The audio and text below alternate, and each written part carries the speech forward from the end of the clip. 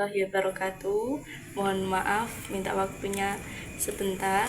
Saya Ida Fitriah dari Prodi Pendidikan Guru Madrasah Ibtidaiyah semester 3 dari Universitas Wahid Hasyim Semarang.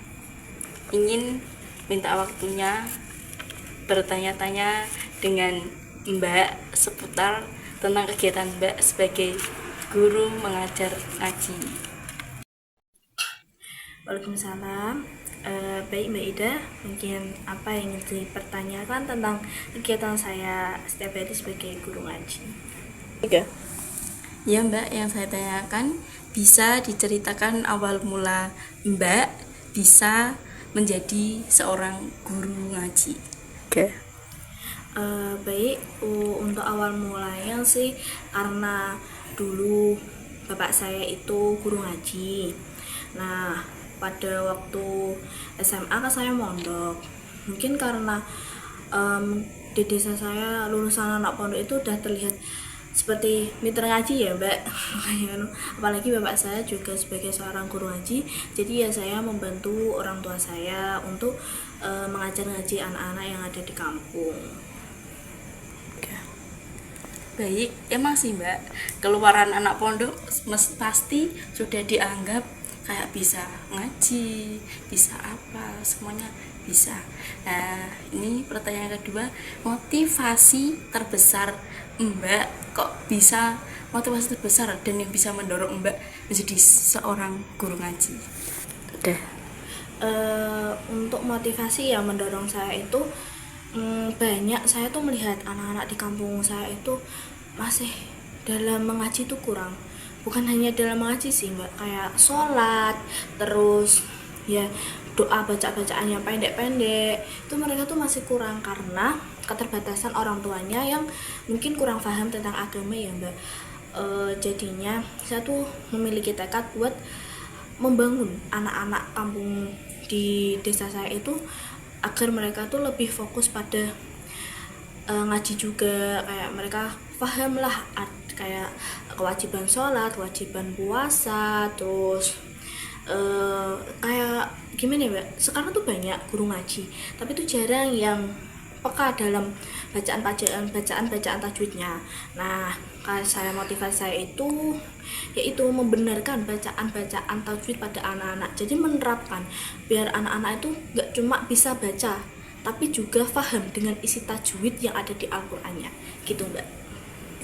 Wih, motivasi Mbak sangat bagus dan hebat.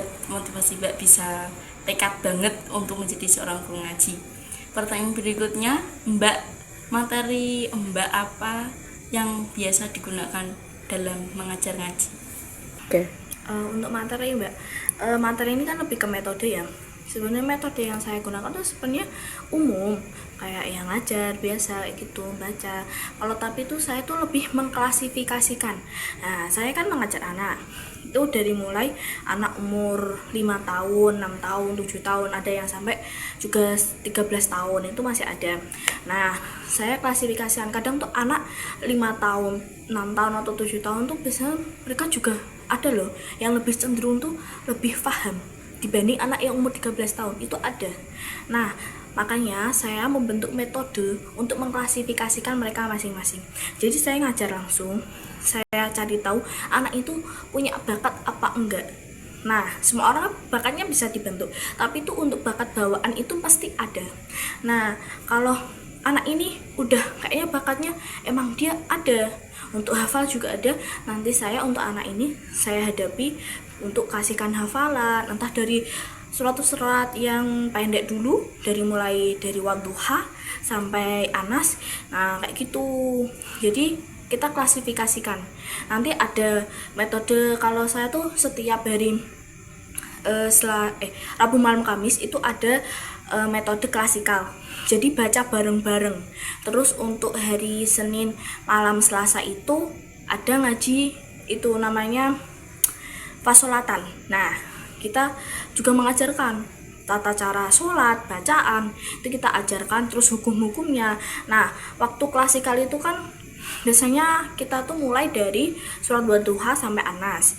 Nah, habis klasikal kita itu memberi materi sedikit tentang tajwid dalam bacaan, tentang hukum non mati, mem mati, idgham, idhar, ikhfa, mat, kayak gitu.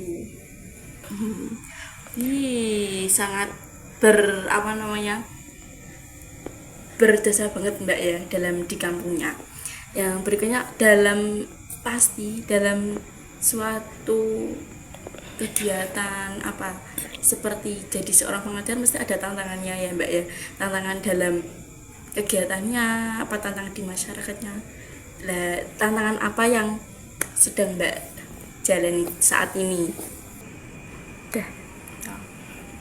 Untuk tantangan ya Mbak, nah kayak tadi yang saya singgung tentang motivasi saya ya, tantangan terbesar saya itu ya tadi anak kan, karena di kampus saya tuh untuk pemahaman agama itu masih minim. Nah, mesti kan anak tuh jarang ditanamkan tentang pemahaman agama sejak kecil. Nah, itu udah beda dengan anak yang udah diterapkan pemahaman agamanya sejak kecil. Nah, jadi itu jadi tantangan besar. Jadi tuh anak ngaji itu tuh mereka bener-bener dari nol. Bukan gimana ya? Misalkan ada anak udah dari kecil tuh di briefing tentang cara mengaji, membaca, misalnya kayak gitu kan. Nah, itu bener-bener dari nol. Jadi kita ngajarin itu dari alif, ba, ta, terus pengucapannya itu gimana, itu bener-bener dari nol. Nah, itu menurutku tantangan terbesar sih Mbak. Kayak kita harus mulai dari nol tanpa ada bantuan dari orang tua sama sekali. Jadi kayak mereka tuh ngelepasin tanggung jawabnya tuh langsung ke kita. Jadi ya itu menurut saya jadi tantangan terbesar. Ya. Yang terakhir, harapan Mbak ke depannya untuk anak mengajarnya, untuk kegiatan dalam mengajarnya, untuk Mbak sendiri? Untuk harapan ke depan ya Mbak, kalau saya sih berharapnya semoga fasilitasnya memadai. Dalam fasilitas ini tuh yang saya maksud seperti tempat, karena kan anak-anak sekarang kan ngajinya tuh di rumah. Nah, karena rumah saya juga nggak besar, jadi terbatas. Ya mungkin karena anak-anak mulai terdorong atau rasa ingin untuk mengaji di tempat saya, jadi kan anak-anak mungkin bertambah ya setiap tahunnya. Nah, itu jadi mungkin harapan saya adalah tempat nanti kedepannya buat anak-anak mengaji. Untuk harapannya ya semoga anak-anak dapat melakukan pembelajaran dengan tenang dan nyaman. Terima kasih ya Mbak Nuril atas penjelasan dan bisa menjawab pertanyaan saya, bisa buat saya belajar, buat bisa menambah pengetahuan saya. Sekian dan terima kasih atas pertanyaan saya dan penjelasan Mbak Nuril. Semoga bisa bermanfaat untuk semuanya. Wassalamualaikum warahmatullahi wabarakatuh.